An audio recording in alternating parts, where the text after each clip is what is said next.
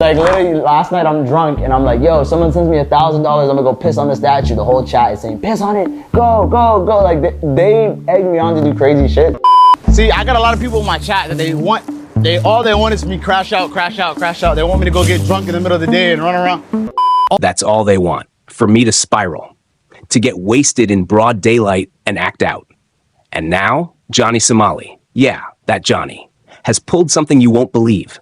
He's out here claiming that everything he did, all the chaos, all the crimes, happened because of his audience. You heard that right. Johnny's trying to shift the blame onto his own fans, saying they pushed him, they pressured him, and he just followed along. So in his eyes, he's not really responsible. It's all on them, the viewers. But why is he doing this? Because this whole blame the audience narrative, it's part of a bigger game. A strategy, really. Maybe cooked up by him, maybe by his followers, to trick the authorities, to look like a victim. He wants to claim he wasn't in the right state of mind, that he was unstable. So maybe, just maybe, the Korean court goes easy on him, feels sorry for him, maybe even lets him off. But that's not even the half of it. We've now got new info straight from one of his fellow Somalis back home, and what he said about Johnny is even more shocking. So let's break everything down in this video. And yeah, there's also an update from Japan, a development that could seriously mess things up for Johnny. Right now, a particular political party is back in power in Japan. And this party? They've got a track record. They may not have been everyone's favorite, but they were the ones who first called out some of Johnny's stunts in Japan. So if they or any other Japanese authority decide to act now, Johnny might be in real trouble. But the wildest part? He hasn't stopped. In fact, what he's doing now is worse than anything he did before.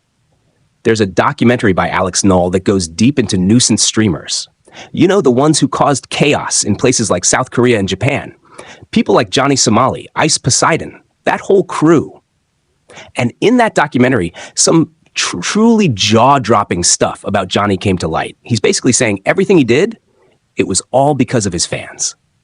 He pretends like he's not putting the blame directly on them. But if you really listen, it's obvious what he's doing. He wants everyone to believe he was just following orders, that it wasn't really him making the decisions. Like, I give in to my chat's pressure all the time. That's a real problem. I'm not trying to blame them, but me? I get a dopamine hit when I see the chat going crazy. Like last night, I was drunk and said, if someone sends me $1,000, I'm going to pee on the statue. And the whole chat was like, do it.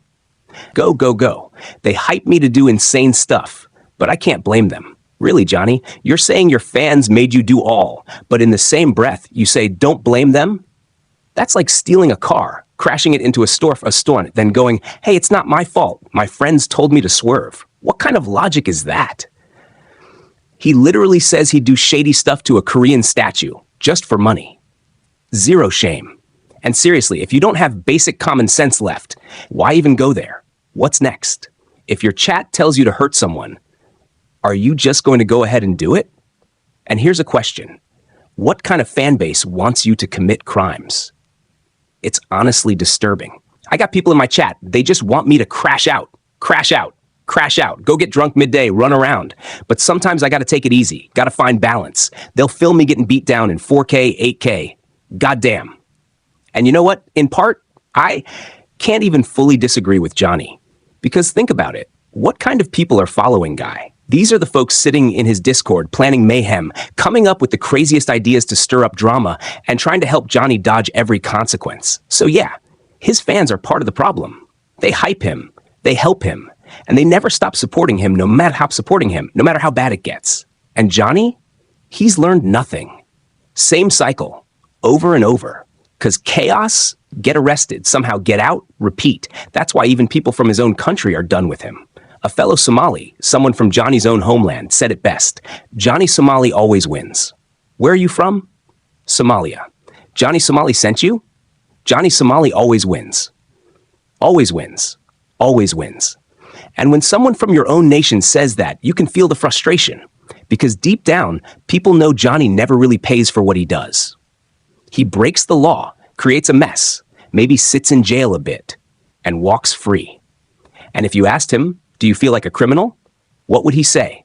He'd look you in the eye and say, no, I'm not a criminal. I'm not a bad guy. And the wild part? His fans agree. Every single time. You think you're evil? No, I don't think I'm evil. You've met me in person. I'm not Hitler, bro. Sure, maybe not Hitler, but come on.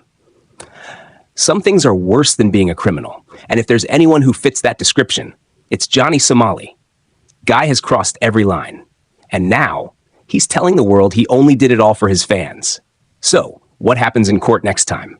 He'll say the same thing. I'm not guilty. I was influenced. It wasn't me. What's he going to say to the judge? If you want to know why I pleaded guilty, it's because I'm not staying in damn country another second.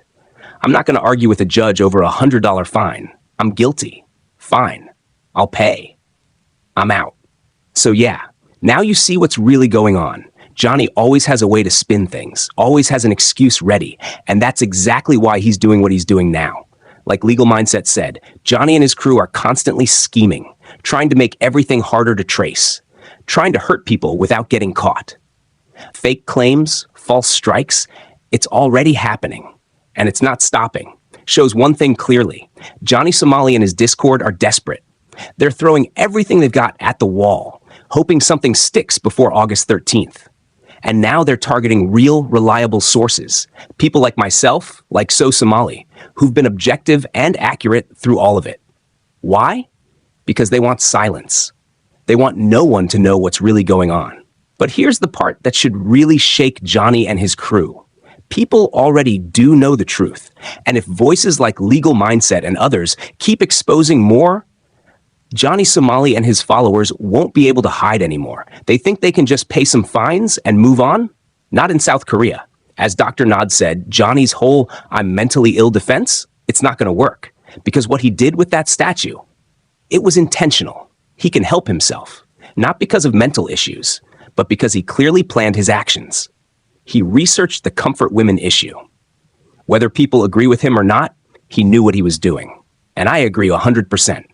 Anyone who's truly paying attention can see right through Johnny Somali's act.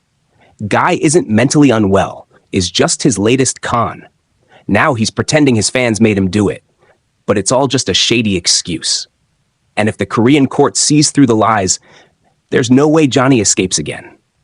But if they don't, then history will repeat itself. He'll walk free, just like always. So what do you think? Let me know in the comments.